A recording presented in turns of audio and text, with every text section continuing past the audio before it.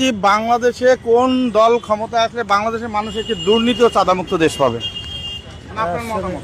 আমার মতামত তো আগেরটাই মনে হয় ভালো ছিল। নাম বলে দেন, সমস্যা নাই এখানে। আওয়ামী লীগ ভালো ছিল। আচ্ছা ঠিক আছে, আওয়ামী লীগ। Thank you. আপনি কেমন আছেন? ভালো আছে। এই যে বললেন ভালো আছি, সামনে কোন দল ক্ষমতায় আসলে আরো ভালো থাকবেন? হ্যাঁ, সামনে কোন দল ক্ষমতায় আসলে আরো ভালো থাকবেন? হ্যাঁ, নির্ভয় বলে দেন, সমস্যা নেই। কোন দল? আওয়ামী লীগ এলি ভালো হইব। আচ্ছা থ্যাংক ইউ, অন্তত একজন আওয়ামী লীগ পেয়েছি। সামনে কোন সরকার ক্ষমতায় আসলে আরো ভালো থাকবেন?